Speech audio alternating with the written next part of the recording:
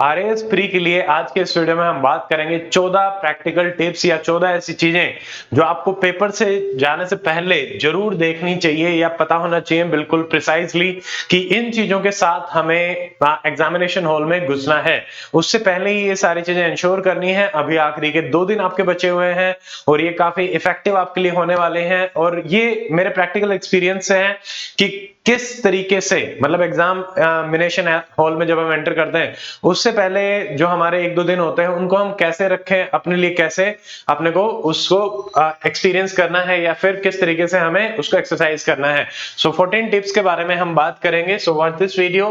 देखिए नंबर 1 जो सबसे इंपॉर्टेंट टिप है, reach 1 day before exam city. जो भी आपकी एग्जाम सिटी दी गई है तो उसमें आप 1 दिन पहले पहुंचे, यानी 1 जनवरी को, यानी कि कल आपको इंश्योर करना है कि जो भी सेंटर आपको दिया गया है उस पे आप पहुंच जाएं। क्योंकि अगर आप 2 तारीख को पहुंचेंगे, अगर अनटिल एंड अनलेस वो 60 से 100 किलोमीटर के दायरे में है तो आप डेफिनेटली थोड़ा सा टाइम रख सकते हैं। और अगर आप अपने प्राइवेट व्हीकल से जा रहे हैं तो फिर 150 किलोमीटर तक के दायरे में भी आप उसी दिन ट्रैवल कर सकते हैं मॉर्निंग में।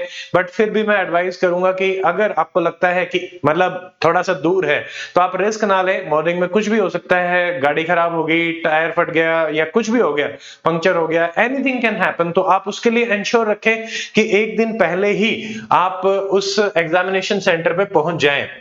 इसका सबसे बड़ा फायदा है कि आप बिल्कुल ही पीसफुल रहेंगे। आप एग्जामिनेशन सेंटर के आसपास ही अपना अकोमोडेशन देखें, रिलेटिव्स, नॉन पीपल या फिर कोई होटल वगैरह आप देख सकते हैं, धर्मशाला देख सकते हैं। सो पहली चीज तो ये है। अब 1 दिन पहले आप पहुंच गए, यानी 1 जनवरी को आपको एग्जामिनेशन सेंटर में जरूर पहुंचना है, ठीक है। उसके बाद 2 जनवरी को आपको एग्जामिनेशन सेंटर पे मेरी एडवाइस है 3 घंटे पहले जरूर पहुंचे।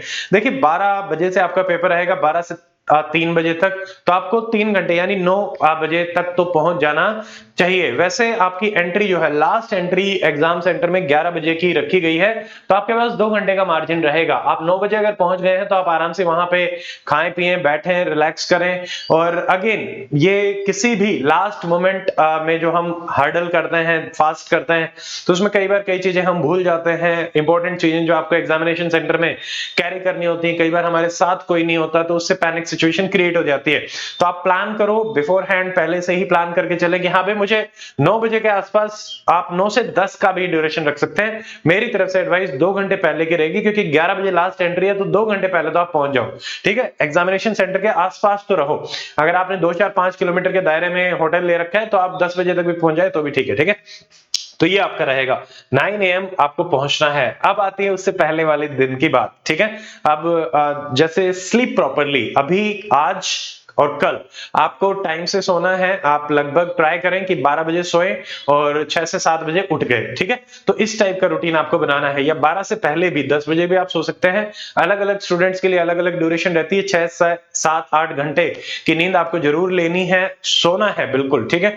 और मतलब कई बार क्योंकि लास्ट मोमेंट रहता है तो नींद नहीं आती है, ये भी बहुत नेचुरल है। बट टाइमली ट्राई करें कि अपना मतलब एटलीस्ट लेट गए और मतलब जो भी रिलैक्सेशन वाला पीरियड है, रेस्ट वाला पीरियड है, वो आप इंश्योर कर पाए, ठीक है। पूरे दिन पढ़ेंगे और खाना अच्छा खाएंगे तो नींद आपको आएगी, बट खाना भी हमें हेल्दी रखना है, तो नींद बहुत जरूरी है, क्योंकि अगले दिन आपको बहुत सारी चीजें रिकॉल करनी पड़ती हैं, तो माइंड फ्रेश होना चाहिए, ठीक है। तो ये जरूरी चीज है। उसके अलावा फूड, अभी 2-3 दिन तक आप बाहर का जो भी खाना खा रहे हैं उसमें फल फ्रूट वगैरह रखें और ज्यादा तड़क भड़क की चीजें ना खाएं जो आपका पेट खराब कर दे। उससे आपका एग्जामिनेशन सेंटर में भी अनइजीनेस हो सकती है और उससे पहले भी दिक्कतें आ सकती हैं। थोड़ा सा मौसम भी ऐसा ही चल रहा है, तो फूड बिल्कुल प्रॉपरली अभी इस चीज को लेके इंश्योर रखें, अनहेल्दी फूड बिल्कुल भी नहीं खाना है, ठीक है। फिर मॉर्निंग में फ्रेशन अप हो, शावर ले, ठीक है। शावर जरूर ले, फ्रेश हो जाएंगे आप बिल्कुल आराम से। और उसके बाद अपना खाना पीना ब्रेकफास्ट करके, लाइट ब्रेकफास्ट, हैवी ब्रेकफास्ट नहीं करना, लाइट ब्रेकफास्ट करके आप एग्जामिनेशन सेंटर में जा सकते हैं। आप अपने पास चॉकलेट वगैरह भी रख सकते हैं, रेड बुल भी रख सकते हैं, वो इंस्टेंट एनर्जी ड्रिंक्स होती हैं, एटलीस्ट 1-1.5-2 घंटे तक तो आपको अच्छे से काम करेंगी। पहले पी ली एग्जामिनेशन सेंटर में जाने से पहले, तो वो 3-4 घंटे तक आपका अच्छा स्पाइक भी कर देती हैं शुगर का, और वो इमीडिएटली हेल्प भी कर सकती है, ठीक है।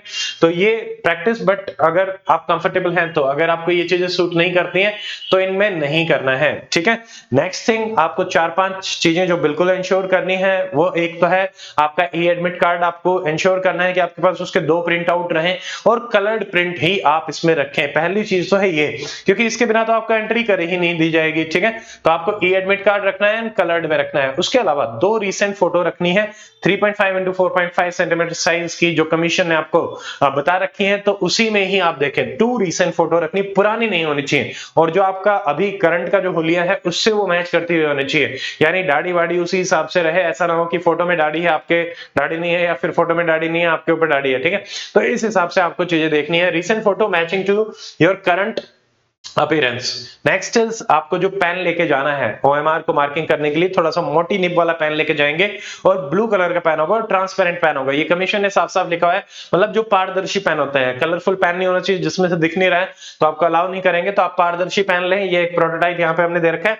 ब्लू कलर का पेन ही इन्होंने रख रखा है, ब्लैक नहीं चलेगा, ये चीज ध्यान रखेंगे, ठीक है। नेक्स्ट इज, आपको आईडी कार्ड एक जरूर लेके जाना है, जिसमें प्रेफरेबली आप आधार कार्ड लेके जाएंगे, ड्राइविंग लाइसेंस हो सकता है, पासपोर्ट हो सकता है, ठीक है, वोटर आईडी भी हो सकती है, बट आप इन्हीं में से ही कुछ ले, उसके अलावा और ना ले। ऐसा नहीं हो कि कॉलेज आईडी लेके पहुंच गए, ठीक है, डोंट डू दैट। तो इस टाइप की चीजें कई बार हो जाता है कि हाँ भाई ये भी तो आईडी ही है, तो ये अपनी इंपॉर्टेंट चीजें हैं।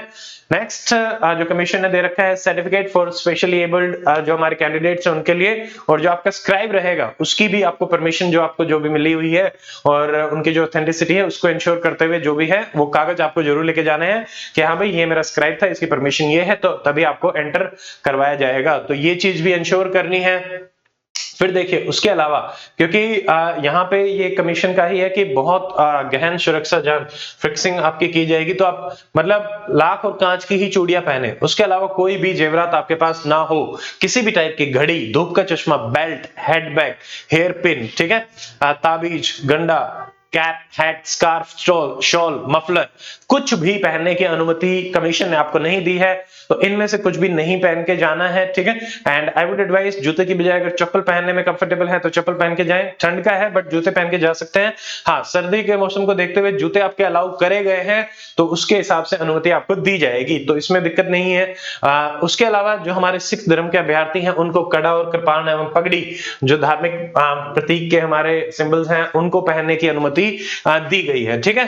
तो इसके दौरान कोई भी अगर संदेहास्पद आपका उपकरण या वस्तु पाया जाती है तो आपको सेंटर में अलाउ नहीं किया जाएगा, ठीक है। तो ये सारी की सारी हमारी इंपॉर्टेंट चीजें हैं। अब आती है आज की लास्ट टिप कि आपको क्या पढ़ना चाहिए। देखिए वैसे तो मेरा ये मानना है कि अगले आज और कल में आप मोटा मोटा जितना भी ऊपर ऊपर से सरसरी तौर पे रिवाइज कर सकते हैं, ज्यादा डीप ना जाते हुए सुपरफिशियल कि हाँ ये मुझे पता है, इसको छोड़ते चलो, और जो नहीं याद आता उसको देखते चलो। जो भी आपने लास्ट मिनट नोट्स बना रखे हैं उनको आप रिवाइज करें। और फिर भी 2 टॉपिक मैं बताना चाहता हूं, करंट अफेयर क्रोनोलॉजी जो पिछले 1 साल के हैं उनको आप जरूर रिवाइज करें, एंड इकोनॉमिकल सर्वे राजस्थान का बिल्कुल अच्छे से, एंड इंडिया। तो ये मेरी तरफ से रहेगा कि करंट अफेयर को और इकोनॉमिकल सर्वे को आपको अच्छे से करना है। उसके अलावा जो भी चीज आप देख सकते हैं, चैनल पे मैराथन्स भी हैं, उनको भी आप बैठे बैठे देख सकते हो। बोर हो रहे हो, मैराथन लगा लो, बहुत इफेक्टिव आपका रिवीजन रहेगा और आपको हेल्प भी करेंगे, ठीक है। तो ये हमारी तरफ से रह गया है। अब टीम डॉक्टर अमित अकेडमी की तरफ से